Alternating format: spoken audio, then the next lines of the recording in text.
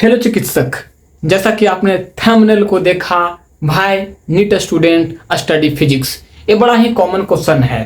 ये सबके दिमाग में आता है कि मैं नीट की तैयारी कर रहा हूँ, किस लिए? क्योंकि आप चाह रहे हैं you are become a good doctor, आप एमबीबीएस करना चाह रहे हैं और करने के बाद आप समाज को हेल्दी समाज बनाना चाहते हैं, शारीरिक कष्ट को दूर करना चाह रहे हैं। ये बिल्कुल सही है।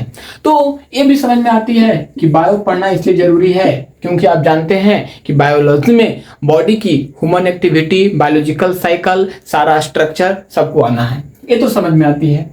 केमिस्ट्री का भी लोचा समझ में आता है कि केमिस्ट्री नहीं पढ़ूंगा तो adrenaline hormone, oxytocin hormone, emergency hormone, fight and flight hormone, है ना, कॉर्टिसोल हार्मोन, ये कहाँ से क्या निकलेगा ये भी समझ में आता है। लेकिन फिजिक्स क्यों पढ़ूं?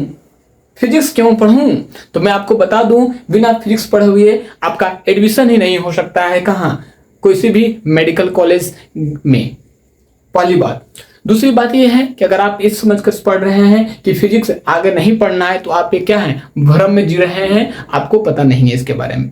मैं क्लियर बता दूं आपको कि जितने लोग आज एमबीबीएस कर रहे हैं, कर चुके हैं, करने वाले हैं, सबको आगे फिजिक्स पढ़ना ही पड़ता है। इसका मैं इक्विपमेंट बताता हूँ, कहाँ इसका यूज होता है बताता हूँ। जैसे कि आपने सुना होगा फिजिक्स में वेक्टर टॉपिक है, वेक्टर आपने सुना ही होगा ना, वेक्टर पढ़ा ही होगा आपने, स्केलर और वेक्टर पढ़ा ही होगा।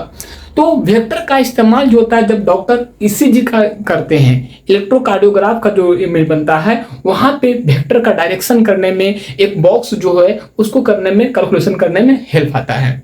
दूसरा इंप्लीमेंट होता है फिजिक्स का हाइपरटेंशन में। जब किसी को आप बोलते हैं कि you are suffering from hypertension, it means your blood BP, blood pressure has been 120/80 maximum, 120 से 80 mmHg से ज्यादा है। तो यहाँ पे इसलिए वो फिजिक्स पढ़ना जरूरी है क्योंकि ब्लड का प्रेशर बढ़ने का रीजन क्या है, क्योंकि वहां पे आर्टरी क्या हो गया, नैरो हो गया, जिससे वहां पे ब्लड का प्रेशर काफी ज्यादा हो गया है। तो वहां पे बर्नौली का इक्वेशन आपको याद रखेगा। फिजिक्स में आपने बर्नौली का इक्वेशन पढ़ा था, आपको याद है ना, तो वहां पे इसका इस्तेमाल हो गया।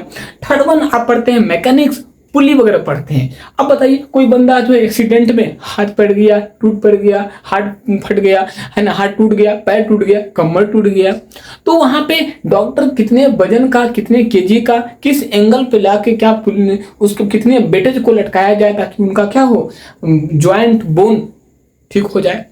फिर आप ले लीजिए यूएसजी सोनोग्राफी में ले लीजिए, अल्ट्रासोनोग्राफी। जब तक आपको